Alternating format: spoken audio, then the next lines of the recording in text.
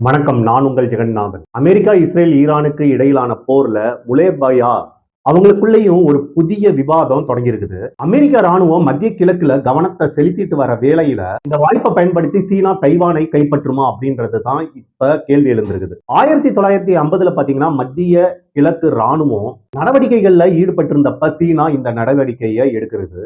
ஆனா இந்த முறை சூழல் கொஞ்சம் வித்தியாசமா தெரியுது. ஈரான் போர் தொடங்கினதுல இருந்து தைவானை சுத்திலும் சீனாவோட ராணுவ நடவடிக்கைகள் கொஞ்சம் குறைஞ்சிருக்குது. அமெரிக்க அதிபர் டொனால்டு ட்ரம்ப் என்ன செய்யறாருன்னா மார்ச் இறுதியில சீனாவுக்கு பயணம் மேற்கொள்ள திட்டமிடுறாரு. சீனாவுடைய இந்த நடவடிக்கை பாத்தீங்கன்னா ஒரு ராஜதந்திரமா இருக்குது. ட்ரம்ப் பயணத்தப்ப தைவான் என்ன செய்யுதுன்னா பல விஷயங்கள்ல இணக்கமான சூழ்நிலையை உருவாக்க சீனா விரும்புது அப்படின்ட்டு ஒரு மேற்கோள் காட்டுது. வெனிசுவேலா மற்றும் ஈரான் போன்ற எண்ணெய் உற்பத்தி செய்யற முக்கிய நாடுகளுக்கு எதிரான அமெரிக்க ராணுவ படைகள் அவங்க எடுக்கிற நடவடிக்கையால சீனாவோட எரிவாயு உற்பத்தி செய்யற எல்லாமே பாதிக்கப்படுது. பாத்தீங்கன்னா ஒரு வரலாறு உதாரணம் இங்க பார்க்கலாம். 1958ஆம் ஆண்டுல சீனா தலைவர் செதுகன் கென்மின் மற்றும் மச்சு இவங்க 2 பேரும் சேர்ந்து ஒரு தீவுல ஷெல் தாக்குதல் நடத்துறாங்க. இந்த ஷெல் தீவு எங்க இருக்குன்னு பாத்தீங்கன்னா சீனாவோட கடற்பக்கரை பக்கத்துல இருக்குது. ஆனா அந்த தீவு இன்னமும் தைவானுடைய கட்டுப்பாட்டுல இருக்குது. அந்த நேரத்துல அமெரிக்கா லெபனான்ல ராணுவ மேற்கொள்வதற்காக நடவடிக்கைகளை எடுத்துக்கொண்டு வந்திருக்குது. அப்ப பாத்தீங்கன்னா தைவான் மற்றும் லெபனானை அமெரிக்காவை சிக்க வைக்கிறதுக்காக 2 பொறி வைக்கிறாங்க. பெண்மன் மற்றும் மச்சு மீது தாக்குதல் நடத்துவதற்கு மூலம் மத்திய கிழக்கு மக்கள் இருக்காங்க இல்லையா, அவங்க அமெரிக்கா போராட்டத்துக்கு அப்பால சீனா ஆதரவு அளிக்கும் அப்படின்ட்டு நம்புறாங்க. ஆனா அமெரிக்கா அவங்களோட ராணுவ தளங்களை கொஞ்சத்தை பாத்தீங்கன்னா மத்திய கிழக்கு நோக்கி அனுப்பியிருக்காங்க. தைவானை சுத்திலும் ராணுவ நடவடிக்கைகள் மேற்கொண்டு வந்த நிலையில ஈரான் பாத்தீங்கன்னா சீனா போரை பயன்படுத்திக்கல. அமெரிக்காவோட விமானம் தாங்கி போர்க்கப்பலான USS ஆப்ரஹாம் லிங்கன் தென் சீன கடல்ல இருந்து மத்திய கிழக்குக்கு அனுப்பப்படுது.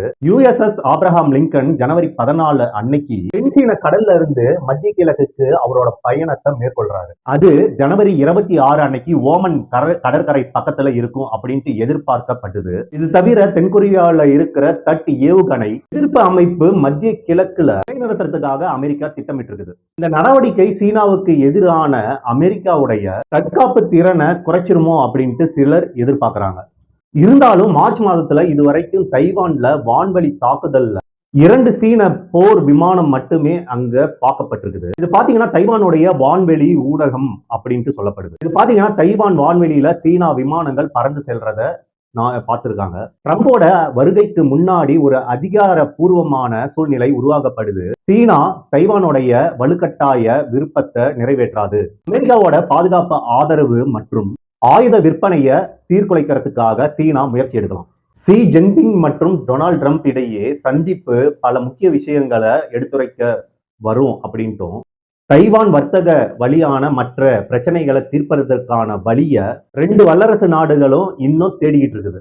அமெரிக்காவுடைய ஊடகங்கள் என்ன சொல்லுது, தைவான் விஷயத்துல அமெரிக்க அதிபர் ட்ரம்ப் ஒரு முக்கியமான ஒரு சமரசத்தை எட்ட சீனா ஒரு முடிவு எடுக்கும். தைவானுக்கு அமெரிக்க ஆயுதங்கள் விற்பனை செய்யற தொடர்பா விவாதங்கள், வர்த்தக வரி குறைப்பு, செமிகண்டக்டர்கள் மற்றும் செயற்கை நுண்ணறிவு இது போன்ற விஷயங்களை பேசப்படும் அப்படின்ட்டு தெரிய வருது. அதே நேரத்துல ரஷ்யா மற்றும் ஈரான் கிட்ட இருந்து சீனா மிக குறைந்த எண்ணெயை வாங்குறதுக்கு திட்டமிட்டு அமெரிக்காவில இருந்து எண்ணெய், எரிவாயு அது மட்டும் இல்லாம சோயா பீன்ஸ் போன்ற எல்லா பொருட்களையும் வாங்கும் அப்படின்ட்டு எதிர்பார்க்குது அமெரிக்கா.